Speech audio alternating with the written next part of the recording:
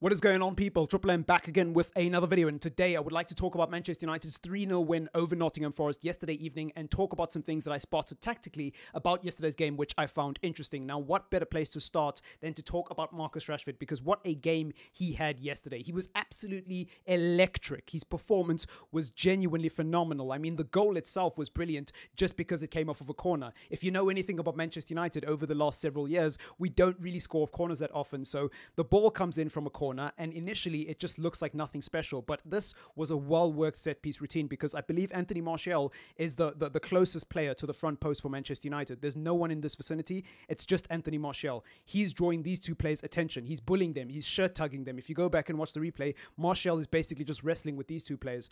Varane makes an early dummy run across before the ball has even come into the box, which diverts the attention of these two players behind because obviously he came from the back, but also these two players. Now, instead of just wrestling Martial, they're also looking at Rafael Varane. That then gives Rashford all this free space because nobody's marking him, nobody's tracking him, and this guy reacts too late. This guy comes and he covers the front post, but unfortunately Rashford has his sights set on the back post, and Hennessy nor any other Nottingham Forest player is getting near that, and that goes into the bottom left corner. So that was a beautiful goal, well-worked set-piece routine, and you know what? All things considered, I think that was the perfect way to start off yesterday's evening. And then it just got better because this man, cooler than an ice cube, scored a very good goal. But once again, it was the work of Marcus Rashford out wide, which was so pivotal because Marcus Rashford takes on two Nottingham Forest defenders and absolutely skins them alive.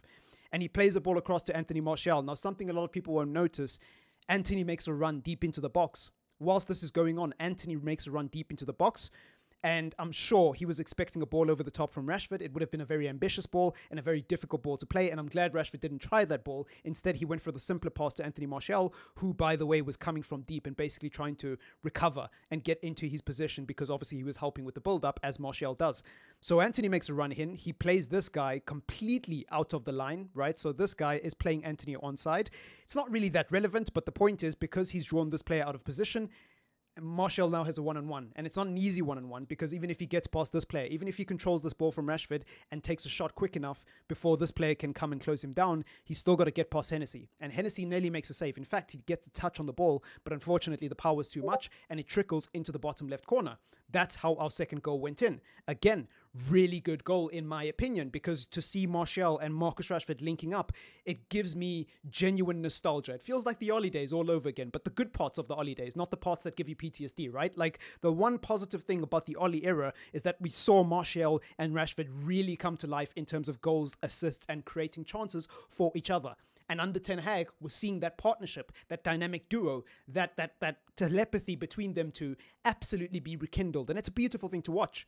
It's a beautiful thing to watch. Now, for me, the best goal from yesterday came from this man. Yes, Fred scored the goal, but Casemiro does all the work. Casemiro does all the work because essentially what's happening in the lead up to that goal, Nottingham Forest win the ball and Nottingham Forest are trying to play up the field, right? So this guy, I forget who it is, he has the ball and he tries to play a ball across. And this guy doesn't control it on the half turn properly, and Casemiro wins the ball. He wins the ball, he controls slightly, he runs in the opposite direction. These three players are scrambling desperately to get back into position. So there's an open player here. I believe it was Anthony. It might have been Garnacho. I'm not sure. I think it was Anthony though. Anthony's making this run over here, so he draws this player out of position, and there's all this open space. And Casemiro instinctively, instead of going for this easy ball over the top or this easy ball through the middle or passing it to Wan-Bissaka or passing it here, he sees Fred on the left-hand side of the field after winning the ball, after reading the game, getting a vital interception. He sees the pass all the way here. Fred, all he has to do is control and shoot, which is, you know, not that easy for Fred, but he does an amazing job of it and he scores. But again, it starts with this man, Casemiro. This man is an absolute beast. And you know what's funny? I was out with family yesterday evening or yesterday afternoon. And, you know, my cousin who's a Spurs fan said that, you know, you guys overpaid for Casemiro. And I just started laughing because it's like, what do you mean we overpaid for Casemiro? He's one of the best CDMs in the world. And he's like, yeah, but 70 million is too much. And I'm like, what do you mean? He had like, what, 2 years left on his contract at Real Madrid? You're not going to get a player of Casemiro's quality unless you're willing to overpay, right? If you even class it as overpaying. For me, he's worth every single cent we paid. He is a absolutely phenomenal footballer. Technically, a lot better than people thought. Intelligence-wise, brilliant at reading the game, but also when he has the ball and he's won the ball and he's intercepted the ball, he's so quick. So quick, in a millisecond, he can find a long-range pass that most players can't even find. And then on top of that, he's got the ability to execute. To do all of those things in a fraction of a second at the highest level is a lot harder than people think. And Casemiro doesn't get the credit he deserves because he's got so many aspects to his game. He's such a well-rounded midfielder, but people class him as a destroyer, as a ball-winning midfielder, and they say it as if that's all he can do, as if he can't play a 60-yard diag, as if he can't play a cute through ball like he did to Fred yesterday evening, as if he can't, orchestrate the play and really dictate the tempo and actually be the guy who takes the ball off the back four and just sprays it across the field. He can do that, and he can do it at a really high level.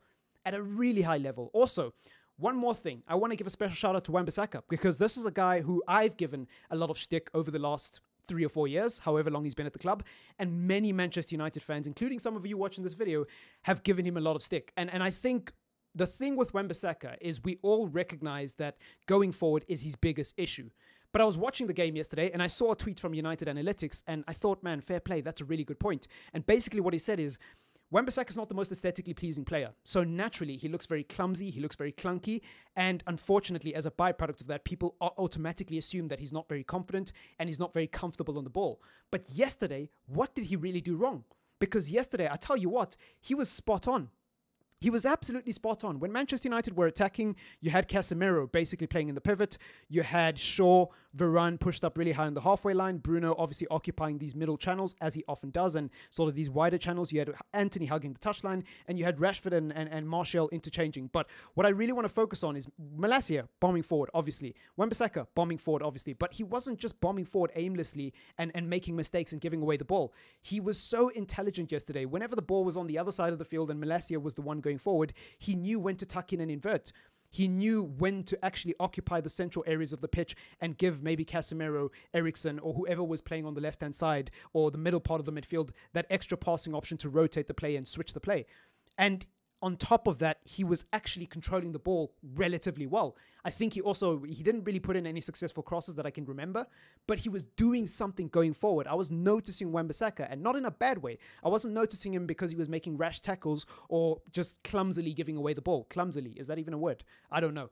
Basically just nonchalantly giving the ball away, right? I didn't notice that from Wan-Bissaka yesterday. Instead, I noticed somebody who had a very tidy game. And you know what? For somebody who hasn't played that much football in 6 months, I'm pretty impressed with his performance because when I saw that lineup yesterday, I thought to myself, we're going to lose or we're going to get a draw because that back four is horrendous. Luke Shaw playing at left-sided centre-back in a back four just gives me heart palpitations. Wan-Bissaka back in the team. No Delo. No Lindelof. No... what's his name? Martinez, who won the World Cup and is busy celebrating, right? None of those players. And Varane, who is my favorite player at the club and my favorite player in world football, period, he just ain't ready. He just finished playing a World Cup final with France. I was thinking, man, we're going to be terrible tonight. But at least we'll score lots of goals because it's Nottingham Forest. And boy, was I wrong because, yes, we did score a lot of goals, obviously, but we didn't concede any goals either. And we actually kept a clean sheet. And even though they scored a disallowed goal, at the end of the day, that's not our problem. It's not our business that one of their players was offside. So all things considered, that was a pretty amazing performance when you consider we virtually had no centre-backs. The one specialist centre-back we had was injured going into the World Cup, played through injury with France, and barely made it in time for this game. And then you've got on the other side, no one.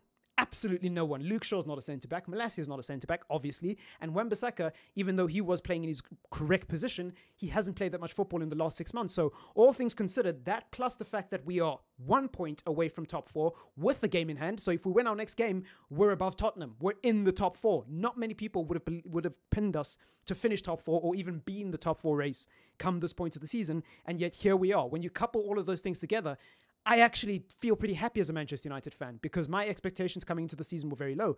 And it's funny because yesterday I said to my cousin who's a Spurs fan that I actually think Man United could sneak into the top 4. If Tottenham keep going behind in games before they can actually start playing football, Liverpool don't pick up and Chelsea are not serious as they've been all season because they sat in 9th. And then you've also got, other teams like Manchester City not really playing at the standard that they should be. I think there's a spot there. There's an argument there to say that Manchester United could potentially get into that top 4 race. And I don't think that's a crazy thing to say.